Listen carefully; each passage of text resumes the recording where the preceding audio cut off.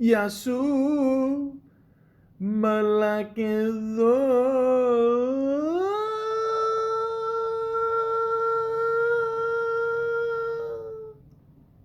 Welcome to the Malaka podcast. Tommy Tiny Lester Jr. Ladies and gentlemen, I'm sad to say this, but Tommy Tiny Lester Jr. has passed away. And another reason why 2020 sucks. This guy was awesome. Always funny, always very appreciative of what was given to him. Big guy, but even a bigger heart.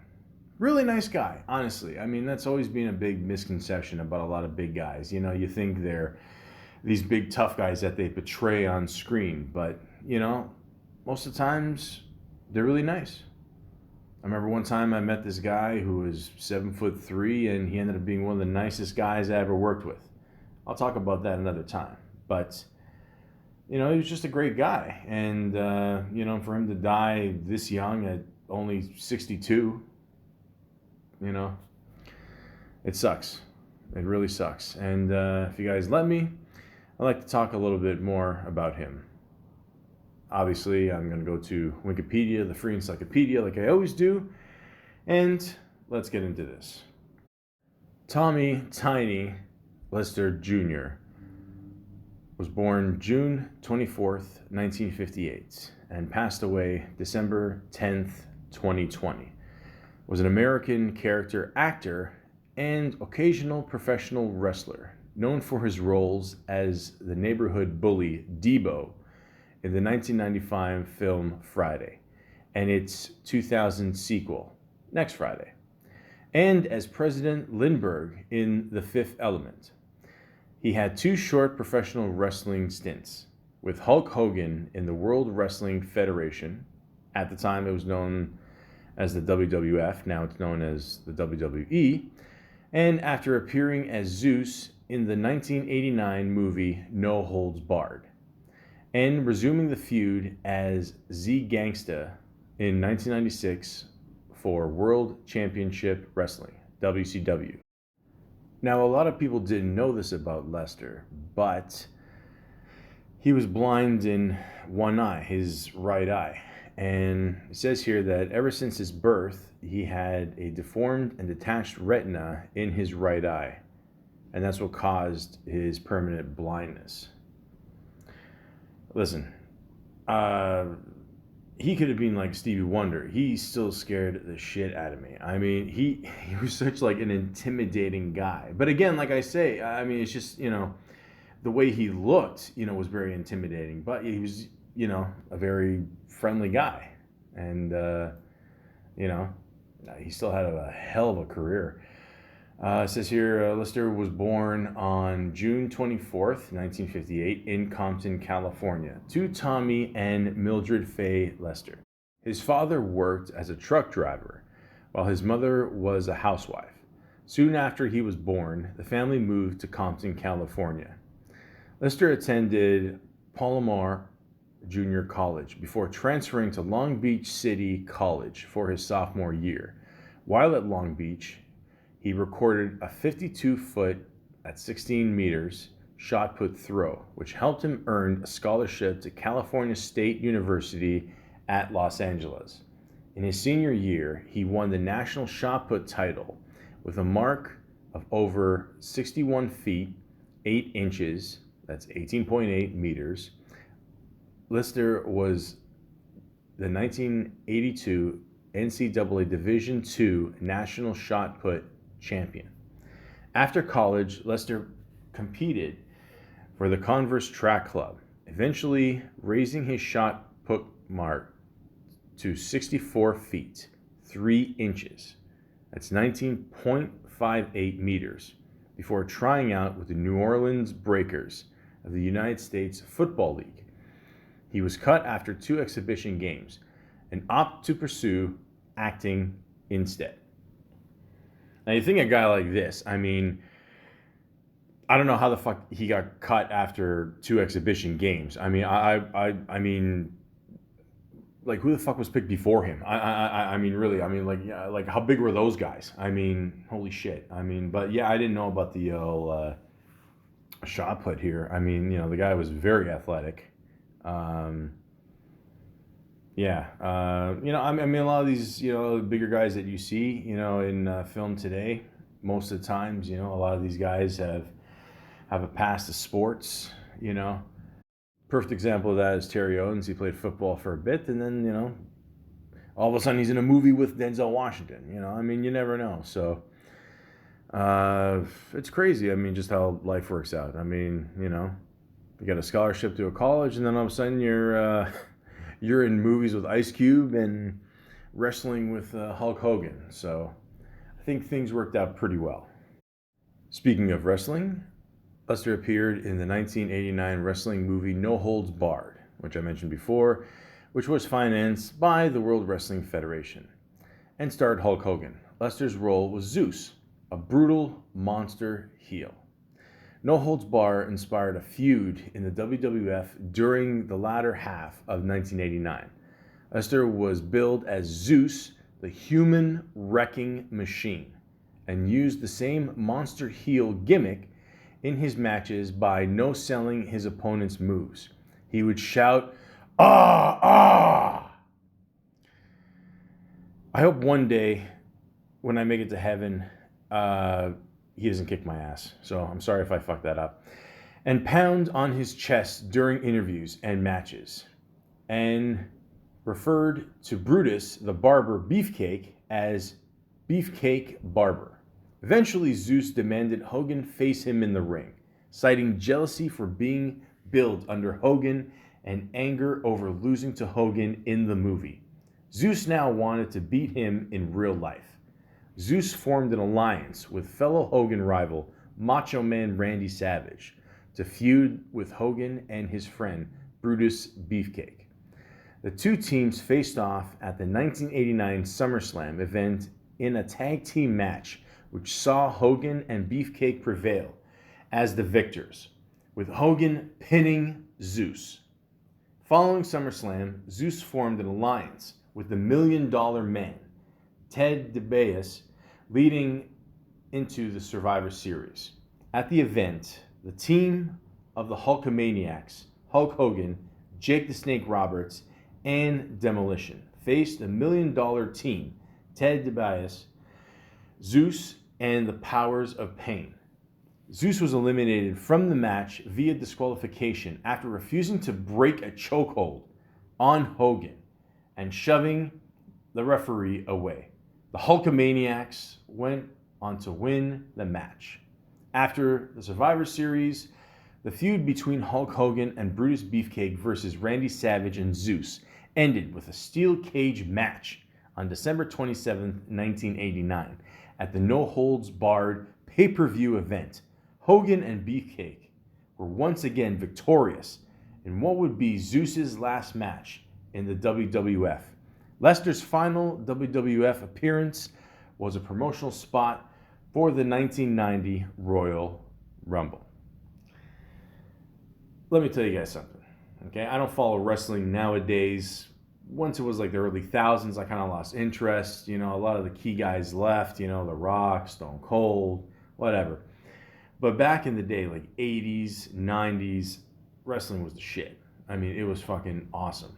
I mean, all the names I just listed, I got goosebumps because these guys were just fucking bigger than life.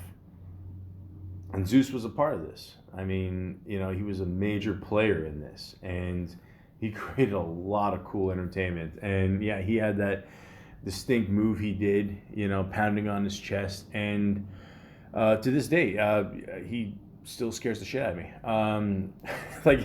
He was just such a, he played that role perfectly. I mean, like I said before, he carried the role from the movie to the WWF. And why not? Roll with it, I've always said if it ain't broken, don't fix it. And, that's what he did. It says here on July 7th, 1990, Zeus beat Abdullah the Butcher by count out at a World Wrestling Council show in Puerto Rico. Now, I've never been to Puerto Rico. I've heard it's very nice. I know the guys are hard workers. The women are absolutely beautiful. I would just imagine that it's pretty much a free-for-all when it comes to wrestling down there. I mean, that had to be a hell of a match for sure. Also says here, Lester spent March 1996 in World Championship Wrestling as Z Gangsta as part of the Alliance to End Hulkamania, culminating in failure at Uncensored. He debuted the previous week with fellow actor-wrestler Robert Swinson, who was billed as the ultimate solution. So he kept going with it. He always showed up a couple times. Why not? We all know what came out in 1996 that made him the star, but we're going to get to that in a little bit. It says here, honors and awards. The athletic department of Leicester's alma mater, Cal State, LA, sponsors an annual track meet in his name. That's cool. And his religious views says here that Lester was a born-again Christian. In 1999, he and Darryl Strawberry appeared on Christian TV, Benny Hinn's TV program on the Trinity Broadcasting Network, in which gave him their testimonies. Afterwards, Hinn laid hands on Lester and prophesied over him, God is calling you to reach out to young people and will bless you acting career to do so. Lester continued to make appearances on religion-based networks and spoke to urban youth and at church functions across the country. Now that is something I had no idea. I did not know he was this religious. I'm not surprised. I mean, I remember one interview I saw him in. It was kind of moving. He said that like he didn't drink. You know, I think he said in his past, like his family, a lot of people had a drinking problem, and he just wanted to break that curse. You know, I thought that was pretty, bold to say that. You know, a lot of people have a lot of, trouble talking about their family and, stuff like that, and the demons they might hold, and he was very open about it. So I think that's pretty cool. On August 31st, 2012, Lester agreed to plead guilty to conspiring to commit mortgage fraud in a scheme that led to $3.8 million in losses, fraudulently buying homes in order to withdraw $1.1 million in home equity loans. As of April 2014, he was out on bail and confident of avoiding prison. He stated, "What's so cool about God and our government is that you can make a mistake and they will forgive you if you are just a good person and doing right." Look, none of us are perfect. I mean, I would not want to send a guy like this to jail. Let's be honest. First of all, the problem. I mean, again, I'm never really been to jail. But the problem is, you send a guy like this to jail, and it must have been like, it must be like when Mike Tyson went to jail. Like everybody wants to fight him. Oh, you're not so tough and whatever. He did something. He got caught for it. I mean, what are you gonna do? It is what it is. But he learned his lesson, and as far as I know, he didn't go to jail. So that's good. And it says here, by age 55, Lister had type 2 diabetes. Lister was diagnosed with COVID-19 in mid-2020, but overcame the illness. He became ill with symptoms similar to COVID-19 a second time in early December, such as weakness and trouble breathing, which forced him to cancel shooting for a film. His manager, Sydney McGowan, who said it was not normal for him to miss filmings, became concerned and sent her assistant to his house to give him vitamins and antibiotics. He also canceled a Zoom appearance at a TV festival. Concerned family members tried calling Lester on December 9, 2020, but these calls went unanswered. On December 10, 2020, police who were called to check on him found him dead at his home in Marina del Rey, California. He was 62 years old. The coroner's office is investigating his cause of death, which appeared to be of natural causes. Now, again, this just happened a few days ago. And, a lot of us are still waiting for the results. But, this COVID-19, man, I mean, it can go fuck itself. I mean, this is crazy. I mean, so who knows if it was related to this? Maybe it was related to his diabetes. I don't know. I mean, we just have to wait and see. But, this guy was in pretty good shape all his life, I mean, even after wrestling, he still kept himself in really good shape. So, I don't know. I mean, it just hit us all as a big surprise, like he had such a strong presence on screen, just because of his size and the way he talked, the way he acted, the way he would look at you, I mean, you want to like a guy like this is not going to die. I mean, he's going to live forever, but of course none of us live forever. We all know that, but to go out like this, I mean, it sucks, man, And this guy was a really nice guy, and one thing is for sure, he did not find a shortness of work. I mean, that is, it is, I mean, to this day, he was still working on stuff. He still got stuff that's going to come out in the next year, it looks like, and actor credits, he has 220. Okay, let me repeat that, 220 credits. Now, he may not always be the main guy in a movie, but a guy like this will always find work. Always. It's like Danny Trejo. The guy's got over 300 and something credits. I mean, he's always going to get something, because people love him. He's just a nice guy. I've always told people, like, if you're in this business, if you're in the acting business, entertainment business, whatever you want to call it, if you're a good person, you show up on time, you do your work, you're respectful towards others, you will always have work. I guarantee it. I guarantee it. And that's the key. Like, if you meet a lot of these people that have been doing it since forever, there's a reason for that. They don't let their egos, get in the way. They just show up and they do their job as best as they can. They're nice to everybody. And that's exactly what Tommy was. I mean, he, I never heard anything bad about him, except for the thing I just said about the Holmes, other than that, he was great to everybody, And I'm just going to go on IMDb here, and you know what? I'm going to list every single thing he did. Did I see everything he did? Probably not. But let's just go through it and see what we can do here. Now, it says here that his very first credit on screen, it was on the TV series, a little show called, pardon the pun, I swear to God, I did not mean to say that. Don't give me shit for that. Was Webster. Okay, he played a football player. And the episode was called You Can't Go Home Again. Yeah, so that's, I did not know that. Think about it, since 1984 to present. So it's almost like 40 years he's been doing this. I mean, that's crazy, Next movie he did was Runaway Train,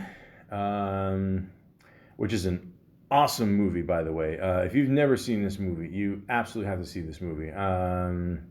It stars John Voight, Eric Roberts, and Rebecca De Mornay. It's just an excellent movie. I'll be honest with you, I don't remember Tommy in this one, but the movie itself is awesome. So if you got a chance, you got to see it. Another movie he did was 8 Million Ways to Die, starring Jeff Bridges and also Rosanna Arquette. Maybe she was helping him get jobs. I don't know. But yeah, I never saw this movie. Blue City, another movie. Armed and Dangerous, one of my favorite John Candy movies. Tommy, a couple years ago, he was on the GGN News. If you guys don't know what that is, that's basically a video interview show that Snoop does on YouTube, sort of podcasty, whatever. Just him interviewing people, chilling, smoking one, just relaxing, whatever. And like even Tommy made a mention saying that he's worked with a lot of great people, and even said the late great John Candy. So you got two nice guys working together. Very funny movie. I liked it. If you got a chance, check it out. Wired to Kill. I've never heard of this one. Can't say much about it. Warm Hearts, Cold Feet.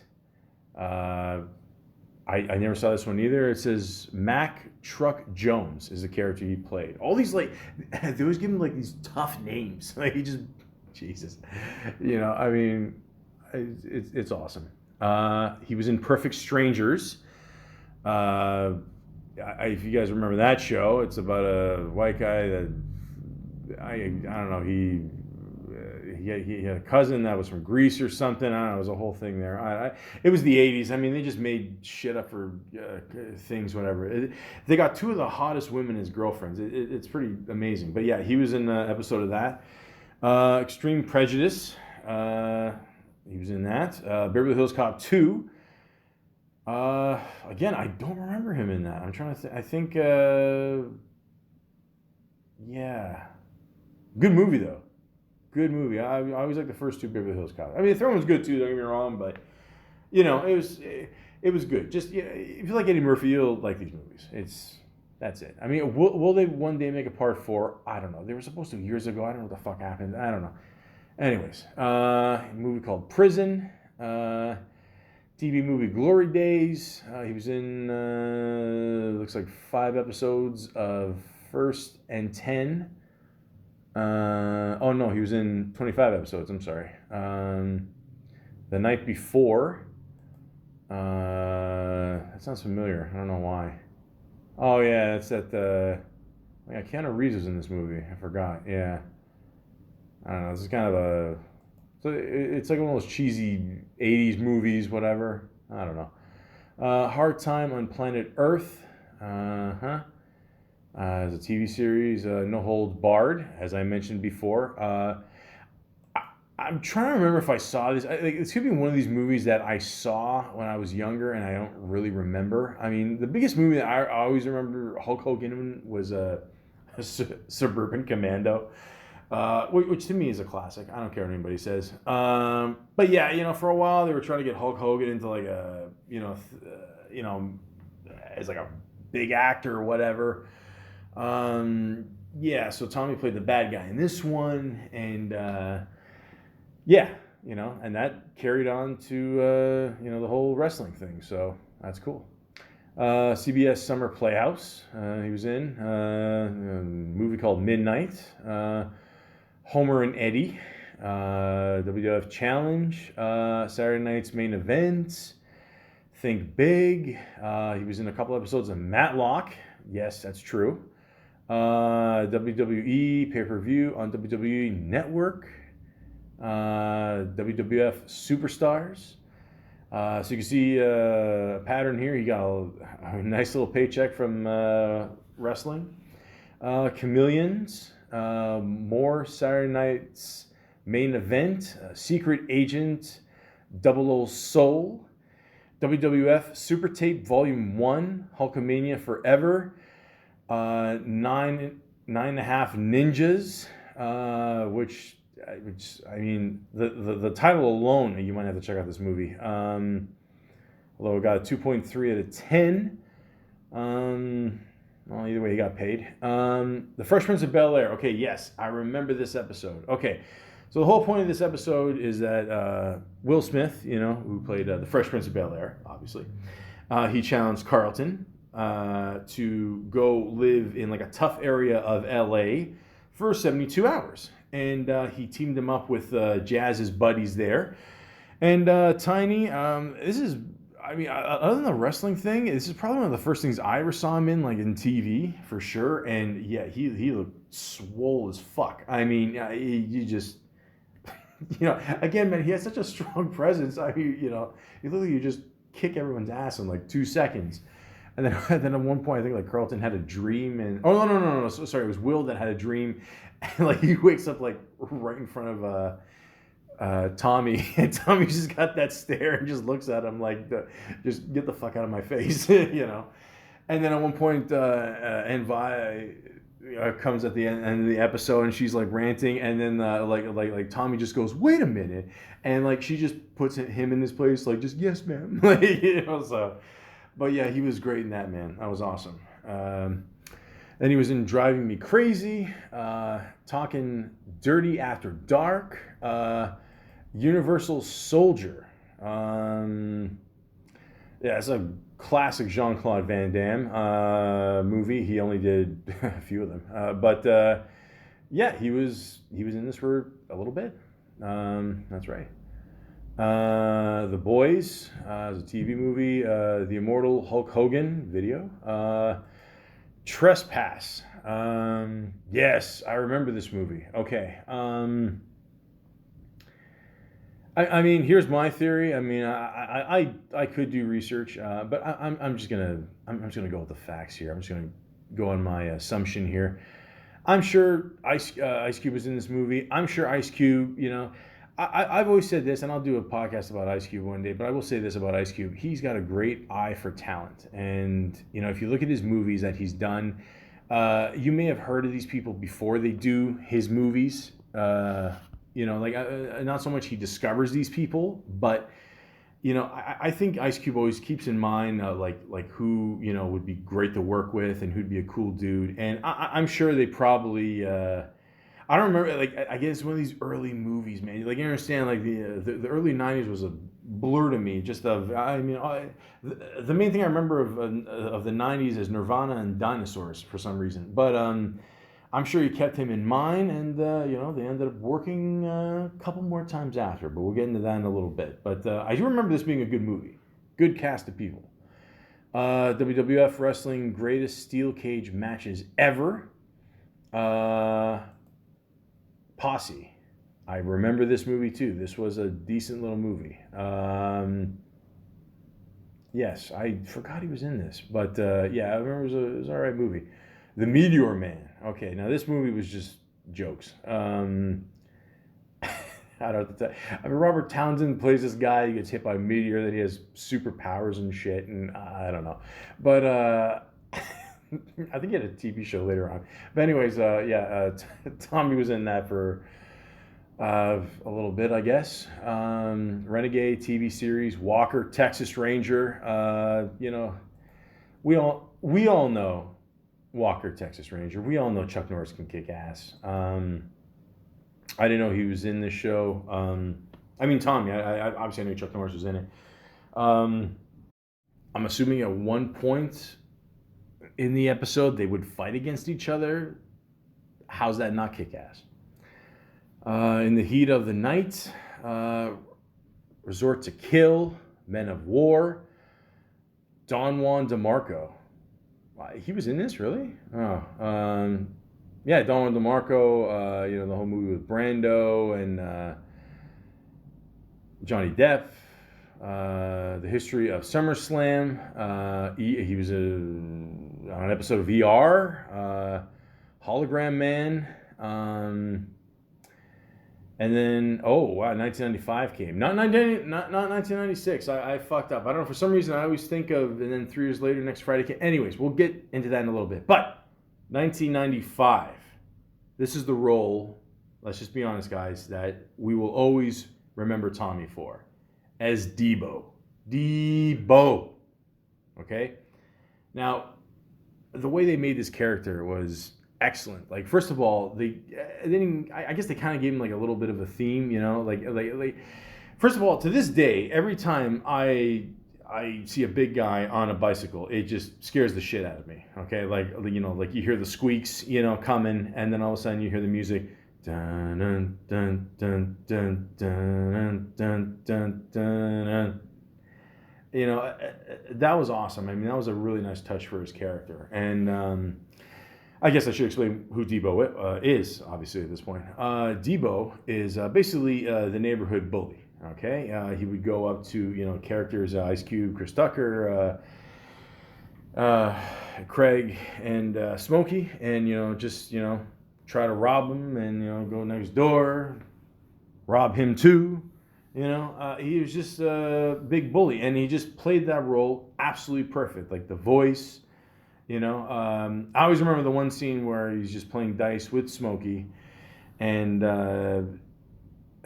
DJ Pooh's character, he just comes by, to pick up his bike, and yeah, it's not a good idea to ask a big guy for something that is in his possession. So then he's just walking, and oh yeah, it's just like it's both ours, And he gives him this uppercut that literally sends him into space. You gotta knock the fuck out, man. And all I'll say is this: like Michael Clark Duncan is in the background, and that guy's a big dude too. Rest in peace as well. And so like to be the scarier one out of the two, like says a lot, man. So he played this role absolutely perfect. And then there's the epic fight scene at the end, where pretty much the only way you can take down Debo is throw a brick at his head. I mean, that's pretty much, a lot of people say, even to this day, they say, was it a fair fight because, Debo didn't, use anything, at one point Q, used a 2x4, he used a brick.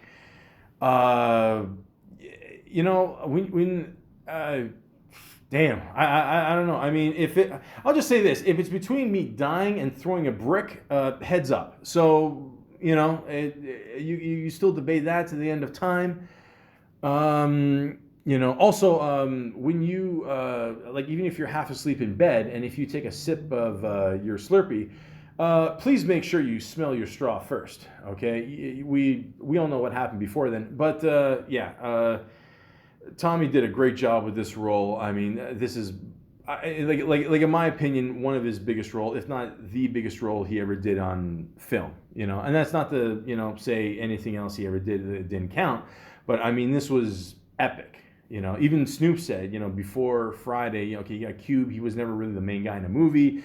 Chris Tucker became famous after this. You've seen a couple people here and there in the movie. Like Bernie Mac and. Weatherspoon, again, rest in peace, and rest in peace to Bernie Mac. Fuck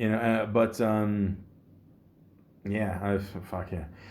I won't say to say this, guys, but I mean, we're losing so many people from these Friday movies. I don't know, I hope we got a chance to do another one soon. I mean, he was like the main guy in this movie. Like, he was probably but between him and Cube, I guess, were the main guys in this movie, and he was very well known because of the wrestling thing. And he was absolutely great in this. You couldn't have picked a better guy to play that role. It was like he was awesome in it. He was in an episode of Step by Step, The Parenthood, Things to Do in Denver When You're Dead, The Setup. He was in an episode of Martin. Martin, great show. I got to talk about Martin Lawrence one day for sure. A little thing about me, I mean, during this COVID, we're all catching up on these shows that we used to watch 10, 20 years ago. Watching Martin now, I mean, you realize how much of an insecure prick he was. But I'm just saying on the show, not in real life. I'm just saying. I mean, I'm just saying. But yes, Tommy was in one of those episodes. The Kangaroo. NYPD Blue, WCW Monday Nitro, A Thin Line Between Love and Hate. See, again, another perfect example. Lawrence worked with him on Martin. Now he's got him in this movie. I'm sure see, that's what you do, man. I mean, I always stress this with people. Like when you're in a business, like the entertainment business, it shouldn't be a competition. If you know someone that's, looking for work and that's good for that role, and you build up a good rapport with him, you get him on there. That's it. Plain and simple. Barbed Wire.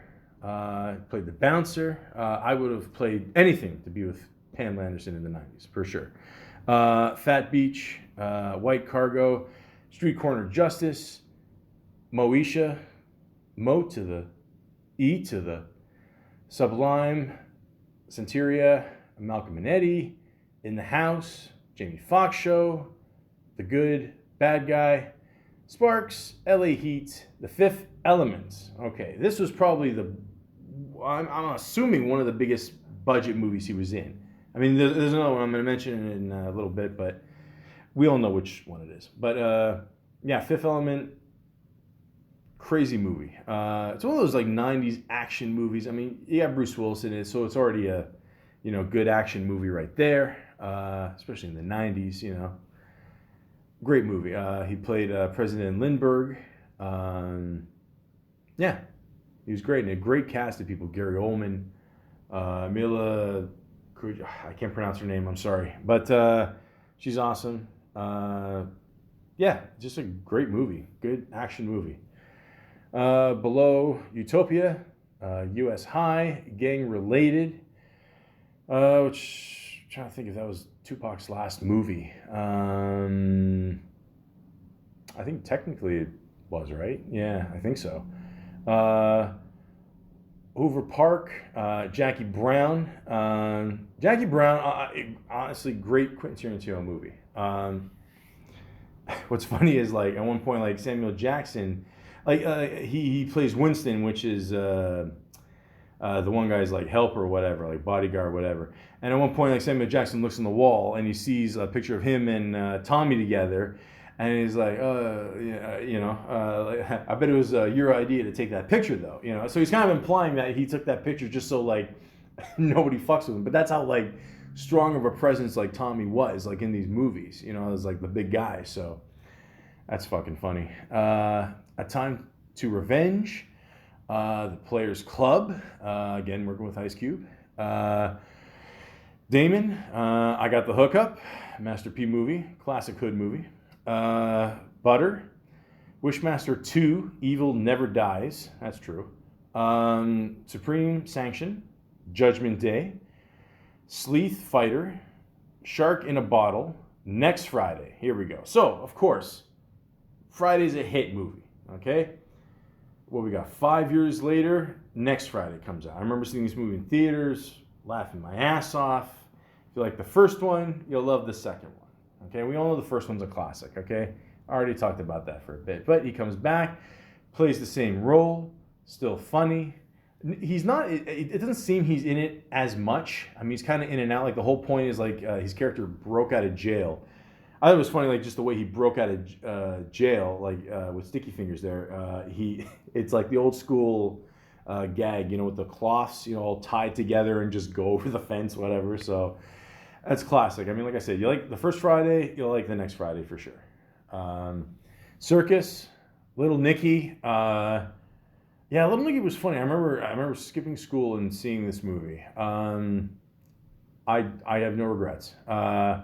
He played like one of the devil's sons, who the devil was played by Harvey Keitel, and I loved his father was played by Rodney Dangerfield, and they just wanted to take over hell, and of course he was the tough one, whatever, and I like this movie. I don't care what anybody says. I love Sandler to the day I die. He was great in it. The cheapest movie ever made, The Duo, Vegas, City of Dreams, Nash Bridges, Out Cold, spelled with a K, Star Trek Enterprise. I didn't see that coming. Soul Keeper, The Wash. Okay, The Wash, again, DJ Pooh movie. Same guy that co-wrote Friday with Ice Cube. Funny movie. I liked it. Technically, this is Eminem's first movie. A lot of people don't know that. They always think it was 8 Mile. But 8 Mile came out 2002. 2001 was The Wash. So Austin Powers, gold member. I love all three of these movies. I love Mike Myers. I got to do a podcast about him one day. Confidence, Keeping It Real, 50 Cent, Many Men, Wish Death, the music video. He's in it for just a little bit. 50 Cent is in the wheelchair, and who's pushing him? Who's got the strength to pull or push 50 Cent in a wheelchair? They're both big dudes, You got to get Tommy. Love Chronicles, Hellborn, My Baby's Daddy. If this is the movie I'm thinking of, yeah, I actually saw this movie in theaters. I look back at it and Never Die Alone, Knocked The F Out, which I'm assuming is a reference to, obviously, Friday. Prepare to be knocked out with laughter when comedians Tiny Zeus Lester and AJ Johnson host the best knockouts, crashes, and bloopers in the world of sports, extreme sports, and in real life. Well, who else would you get? I mean, literally, he knocked him in the fucking space. A Night in Compton, Dracula 3000, Slammed, El Padrino, Hair, Blast, Choices 2, County General, Santa's Sleigh, 50 Cent, Bulletproof, All of Us, The Rev, Full Clip, Forbidden Fruits, Scarface, The World Is Yours, the video game, One Night with the King, Who Made the Potato Salad. Okay, I'm just going to click on this one because, okay. Okay, it stars Jaleel White, a.k.a. Urkel. I made a point of this before. When black people make potato salad, they always hate it when white people make it because we don't put any spices in there. I'm a huge fan of potato salad. Yeah, so I'm assuming that's where the title came from. I'm going to shut up before I get my ass kicked. Chameleonaire Riding featuring Crazy Bone. Now, this song was fucking huge. A lot of people always wonder what happened to Chameleonaire. Don't worry. I heard he invested in an app and made millions, so he's fine. Don't worry. But he was great in this. He's throughout the video. He's in there again. He just slams the guy in the car. That means shut up. Like he's such a. I mean, forget it. Forget it, man. I mean, like he mastered that role, like just as the tough motherfucker. Like he really did. And the video was huge. Just this song was a massive hit, so this definitely brought him a lot of attention as well, for sure. The Block Party 2, Vegas Vampires, A Session Day, Saul of a Mole Men, The Pink Conspiracy, The Grand, Bone Dry, Lady Samurai, The Hustler, Under One Roof, Terra Nova, and 2008 comes. Still doing a lot of projects, still working strong.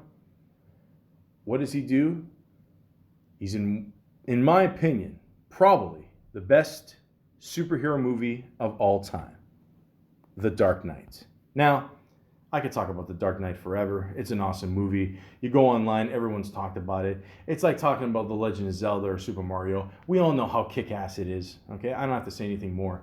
But the greatest thing about Tommy is that he got a great role in this movie. I mean, he wasn't in it for a long time, but spoiler alert, at the end there, the Joker's, he said he put like two bombs on one boat, has prisoners. The other one has prisoners and all the cops and all that, whatever. And the other one has just the normal passengers, tourists or whatever, right? And they're each trying to determine if he says if you blow up one, I'll let the other one survive. And his character comes in and just says, I'm paraphrasing here, but he just says, let me do it. And he doesn't do it. He just throws it out the window. And he's like, you know what? Fuck it. That's it. First of all, who's going to argue with him? Okay? That's the first thing. Second, he's right. Okay? It proves that, the Joker, he wants other people to do his dirty work and whatever. Again, I could talk about this forever. But it was such a great role for him. And I think it's really cool that he was just a part of this. So that's pretty awesome.